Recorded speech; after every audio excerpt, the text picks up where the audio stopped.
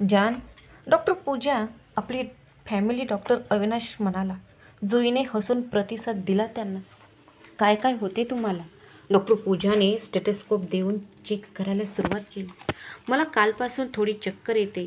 सकाळी थोडी मळमळ करत होती. उलटी पण झाली. जुई शांतपणे बोलली. या महिन्याची पिरियड आली का? डॉक्टर पूजाने विचारलं. नाही, म्हणजे डेट निघून गेली पण अजून आली नाही.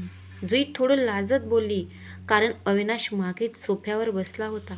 त्यामुळे तिला थोडं अवघडल्यासारखं वाटत होतं.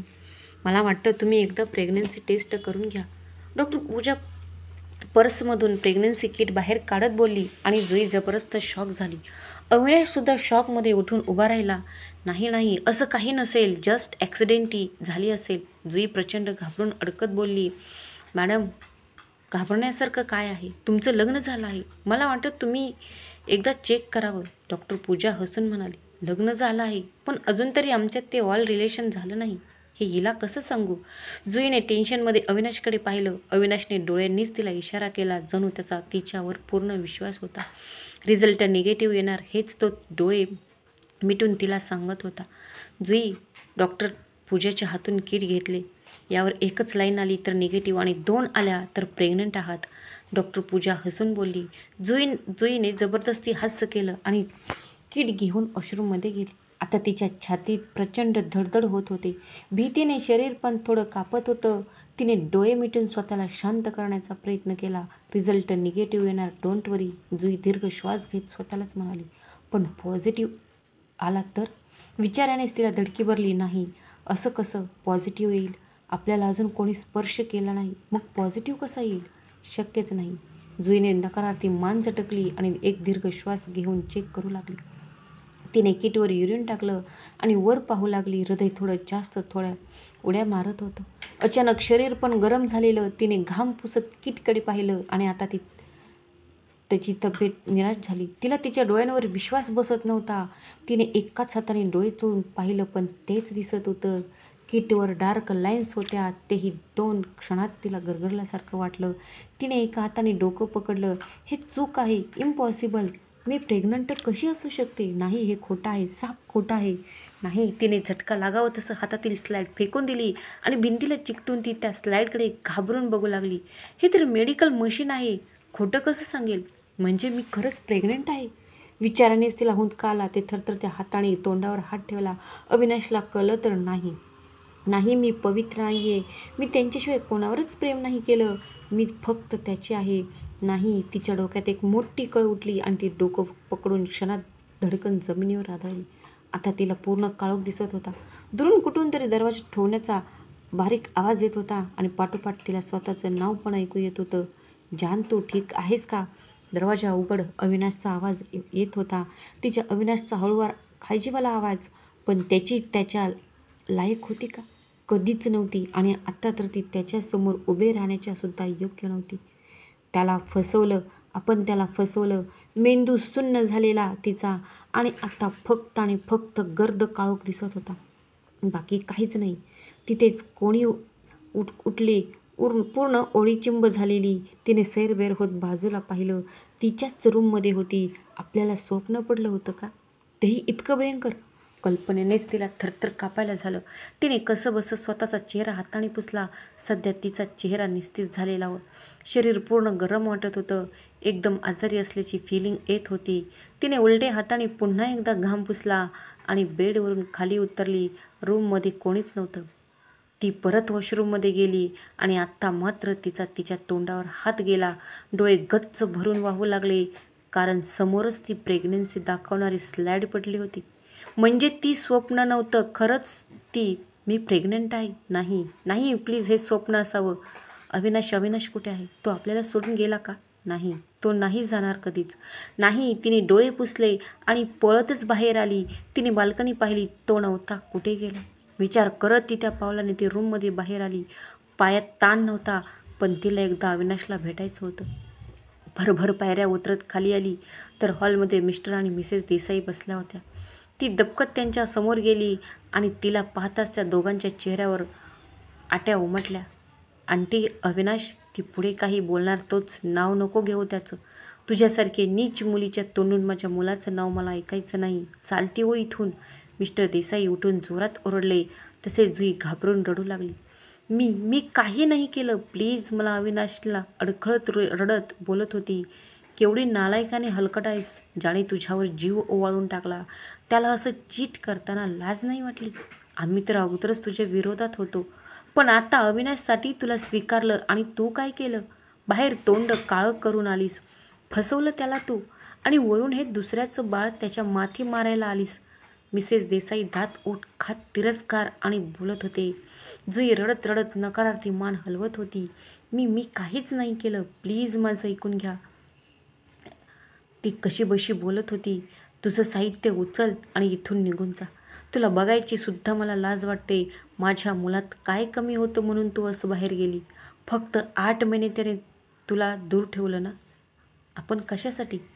पण तू तर सरळ सरळ रंग उधळले. वरून त्याने परत बोलवल्यावर लगेच लग्न केलं त्याच्याबरोबर. का? त्याची प्रॉपर्टी मिळावी आणि तुझ्या या पापाला नाव मिळावं म्हणूनच ना?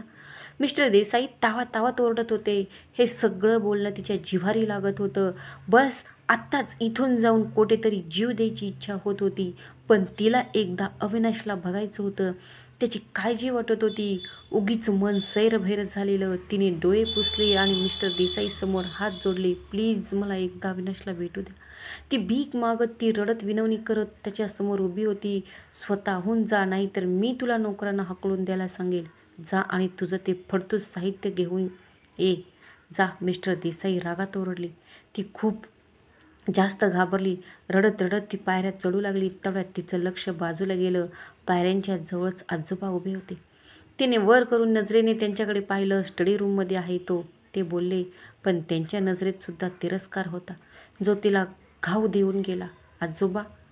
तिने काही बोलणार तोच ते तिथून निघून गेले. तिला फार वाईट वाटलं. ती तशीच पळत पळत स्टडी रूम समोर आली. त्या रूमचा दरवाजा अर्धवट उघडाच होता. आतमध्ये अंधार दिसत होता. तिने डोळे पुसले आणि एक पाऊल पुढे टाकलं. अविनाश. दरवाजा हलकाच उघडून ती आतमध्ये आली. समोर खुर्चीवर पाठमोरीची आकृती दिसत होती. अविनाश. तिने हाक मारली. मारताच पुढे पाऊल टाकलं आणि त्याचवेळी तिच्या तोंडातून किंकाळी बाहेर पडली. आई ग. तिने पटकन पाय उचलला आणि हातात घेतला. अंधारात पायात घुसलेली काच चमकत होती. तिने मान वर करून समोर पाहिलं. अविनाशची काहीच रिॲक्शन नव्हती. तो अजूनही तसाच बसून होता. तिला खूप वेदना होत होती, पण सध्या त्याच्याशी बोलणं जास्त गरजेचं होतं. तिने डोळे मिटून पटकन ती काच उपसून बाहेर काढली. तसं तिचा चेहरा वेडा वाकडा झाला आणि डोळ्यातून गळागळा पाणी वाहू लागलं. तिने जोरजोरात श्वास घेऊन आणि पोट दडपून ही वेदना घेण्याचा प्रयत्न केला, पण पाय खाली टेकताच पुन्हा एकदा ती वेदना तिचा जीव घेऊन गेली. अविनाश. तशाही अवस्थेत तिने त्याला हाक मारली. ती आश्चर्याने त्याच्याकडे बघत एक पाऊल पुढे टाकू लागली. पण गेट आउट. तो तिच्याकडे न बघता जोरात ओरडला आणि ती जागीच थबकली. शॉकमध्ये तिचे पाणवलेले डोळे मोठे झाले, कारण त्याच्याकडून तिने ही अपेक्षा केलीच नव्हती. कदाचित आता रागात असेल म्हणून तिने पुन्हा त्याच्याकडे पाऊल टाकलं आणि त्याच्या खुर्चीच्या पाठी येऊन उभी राहिली. अविनाश. मी काही केलं नाही. खरंच तुम्ही माझ्याकडे बघा. मी तुमची जान आहे. जुई एका हाताने त्याची खुर्ची पकडून दुसरा हात मागून त्याच्या गळ्याभोवती गुंफत म्हणाली. पण त्या क्षणी त्याने तिचा हात जोरात झटकून उठून उभा राहिला. त्याच्या धक्क्याने ती पडता पडता वाचली. तिने अविश्वासाने त्याच्याकडे पाहिलं. अंधकुशा प्रकाशात सुद्धा त्याच्या डोळ्यातली आग बघून ती नकशिकांत घाबरली. तू घाणेरडी बाई, माझ्या आयुष्यातून निघून जा. तो हातातील बॉटल जमिनीवर आदळत बोलला. बॉटल फुटण्याच्या आवाजाने आणि त्याच्या ओरडण्याने ती जास्तच घाबरली आणि तिला तिचं हृदय तुटल्यासारखं वाटू लागलं. अविनाश. तुम्ही. ती पुढे काही बोलणार तोच त्यांनी पुढे होऊन तिचा गळा पकडला. तसं रक्त आलेला तिचा हात त्याच्या हातावर गेला. मी तुझ्यावर प्रेम केलं. मी तुला सर्व काही दिलं आणि तू चारित्र्यहीन बाई. तू मला फसवलंस. तुझी हिंमत कशी झाली? मी तुला आत्ता मारून टाकेन. तो रागात ते सगळं दाबत म्हणाला आणि आता तिला श्वास गेला त्रास होऊ लागला की त्याचा हात काढायचा खूप प्रयत्न करत होती, पण ते शक्य होत नव्हतं. तिला आता खोकला येऊ लागला. तसं त्याने तिला ढकलून दिलं. ती समोरच्या जमिनीवर जाऊन पडली. Get out. पुन्हा मला तुझा हात चेहरा दाखवू नको, नाहीतर मी विसरून जाईन की कधी का मी तुझ्यावर प्रेम केलं होतं. तो त्याची खुर्ची बाजूला फेकून देत ओरडला. त्याच्या हातात ठिकठिकाणी काचा घुसल्या होत्या, पण त्या वेदनेपेक्षा जास्त वेदना तर हृदयात होत होती. कारण तिथं फुललेल्या प्रीतीला आज तडा गेला होता. ती कशीबशी जमिनीवरून उठून बसली आणि तिथेच रडू लागली. Avinash, trust me, please. मी काही केलं नाही. मी निर्दोष आहे. मी ती अडखळत रडत गयावया करत होती आणि अचानक तिच्या नजरेसमोर काळोख पसरला. तिला तिचा हात कोणीतरी घट्ट पकडल्यासारखं वाटलं. जान, get up. Are you okay? एक हळूवार आवाज तिच्या कानात आला आणि तो आवाज ऐकून तिने गंज कान उघडले. समोर अविनाश काळजीने तिला बघत होता. त्याला पाहून ती पटकन उठली आणि तिने डायरेक्ट त्याला मिठी मारली.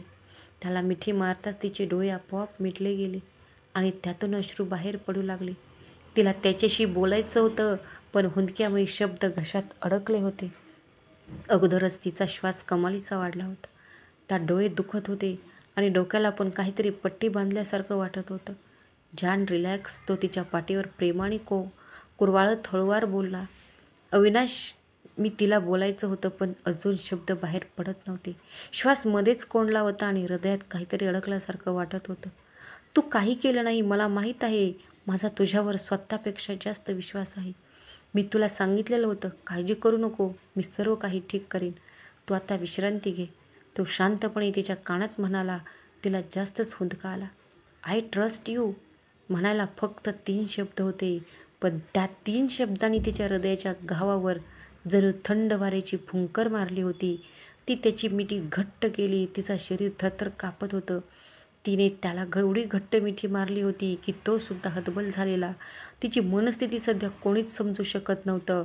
तिच्या मनात भूकंप उठला होता आणि त्यात सध्या फक्त आणि फक्त सगळं काही नष्ट होतं. तिला स्वतःचा तिरस्कार वाटत होता. जान, रिलॅक्स. तो तिला प्रेमाने बोलला आणि त्याच वेळी त्याने डॉक्टर पूजाला इशारा केला. डॉक्टर पूजा लगेच पुढे झाली आणि तिने हातात इंजेक्शन घेतलं. जुई, जिने डोळे गच्च मिटलेले, तिला हलकेच तिच्या दंडावर सुई टोचली असं वाटलं. तिचा श्वास थोडा हलका होऊ लागला. तिने तिची मिठी सोडली आणि अविनाशला बाजूला करून त्याच्याकडे पाहिलं. त्याचे डोळे एकदम लाल भडक झालेले. कदाचित त्याला त्याच्या भावना व्यक्त करायला मार्गच भेटला नव्हता, म्हणून त्याचे डोळे त्याच्या मनाची अवस्था सांगत होते. एम्पियर तिला आणि भरलेल्या डोळ्यांनी त्याच्याकडे बघत म्हणाली आणि त्याने आयुष्यात तिने त्याला मिठीत घेतलं. नो जान, तू खूप पवित्र आहेस. माझ्यावर विश्वास ठेव. तो दाटलेला कंठाने तिच्या डोक्यावर केस करत म्हणाला. तिला एकदम भरून आले. तू अशा अवस्थेत सुद्धा तिला धीर देत होता. तिच्यावर विश्वास आहे ठामपणे सांगत होता. तिला आता स्वतःच्या नशिबाचा तिटकारा, कारण तिच्यामुळे त्याला त्रास होत होता. पण आता तिला भोळ आल्यासारखं वाटलं. झोप आत्ता, बोलू उद्या. त्याचा दुरून आवाज झाल्यासारखं वाटलं आणि त्याचवेळी तिला पुन्हा बेडवर पडल्यासारखं जाणवलं. तिचे डोळे आपोआप बंद झाले, पण तरी काही वेळ तिचा हात तिच्या डोक्यातून फिरत आहे असं तिला जाणवत होतं. ती त्याही अर्धवट परिस्थितीत त्याचा स्पर्श फील करत होती. सध्या डोक्यात काहीच नव्हतं. अगदी घोटून गेलं होतं. एखाद्या वाईट स्वप्नातून जागे होऊन पुन्हा झोपल्यासारखं वाटत होतं. हळूहळू सगळं धूसर होऊ लागलं आणि त्याचा स्पर्श फील करतच तिला झोप लागली. तिला झोपलेलं पाहून त्याचा तिच्या केसातून फिरणारा हात तिथेच थांबला. I trust you, I really trust you, तो हळूवार बडबड म्हणाला आणि तिच्या कपाळावर किस करून बाजूला झाला. अविनाश, आवाजाने अविनाशने बाजूला पाहिलं. त्याचे डॅडी आणि मिसेस देसाई तिथेच उभे राहून त्याच्याकडे गोंधळून बघत होते. डॅड, अविनाश म्हणाला. त्याची वेदना त्याच्या शब्दात स्पष्ट जाणवत होती. मला आत्ताच तुझ्याशी बोलायचं आहे, बाहेर ये. I am waiting, mister Desai रागात बोलले आणि बाहेर निघून गेले. अविनाशने एक सुस्कारा टाकला आणि त्याचवेळी, एक्सक्यूज मी सर, मी पण जाते. डॉक्टर पूजा आत्तापर्यंत उघडून उभी होती. तिने शेवटी विचारलं. खरं तर ती शॉक झालेली जेव्हा वॉशरूममधून किंकाळी ऐकू आली आणि अविनाश धावत तिकडे गेला होता. ती पण त्याच्या मागोमाग गेली होती, पण दरवाजा उघडला जात नव्हता, म्हणून अविनाशने तो तोडला आणि आतमध्ये गेला. तर जुई जमिनीवर बेहोश पडलेली आणि बाजूलाच प्रेग्नन्सी स्लाईड होती, ज्यावर 2 रेषा स्पष्ट दिसत होत्या. तिला कळत नव्हतं की गुड न्यूज बघून कोणी बेहोश कसं काय होऊ शकतं. शिवाय ती अविनाशला गेल्या 5 वर्षापासून ओळखत होती, पण आज पहिल्यांदा तिने त्याला इतकं पाणीदार झालेलं पाहिलं होतं. तिला उचलून बेडवर घेऊन आलेला आणि सतत तिला उठवायचा प्रयत्न करत होता. डॉक्टर पूजेला कळून चुकलं होतं की काहीतरी मोठा धक्का तिला बसला आहे, म्हणून ती बेहोश आहे. तिने चेक करून अविनाशला तेच सांगितलं आणि जेव्हा तिने जुईचा रिझल्ट सांगितला तेव्हा क्षणभरासाठी त्याचासुद्धा चेहऱ्याचा रंग उडाला होता. तो कोणत्याही क्षणी जमिनीवर पडेल इतका जास्त टेन्शन झालेलं त्याला पाहून पूजासुद्धा घाबरली होती. म्हणून तिने घरात सगळ्यांना बोलावलं होतं. पण ते सगळे येईपर्यंत अविनाशने स्वतःला सावरलं होतं. तिला त्याचं खरंच खूप आश्चर्य वाटत होतं. पण या सगळ्यात काहीतरी गोळ नक्कीच होता. पण आपण त्यापासून दूर राहिलं तर ठीक होईल. म्हणून तिने अविनाशची परमिशन घेतली आणि निघून गेली. इकडे अविनाशने एकदा जुईकडे पाहिलं. ती शांतपणे झोपली होती. त्याने तिच्या केसातून प्रेमाने हात फिरवला. क्षणात एक अश्रू त्याच्या एकाच डोळ्यातून खाली आलं, पण तो पूर्ण गालावर येणे अगोदरच त्याने ती अंगठ्याने उडवून लावला आणि आत्ता त्याचा चेहरा पुन्हा एकदा निर्विकार झाला.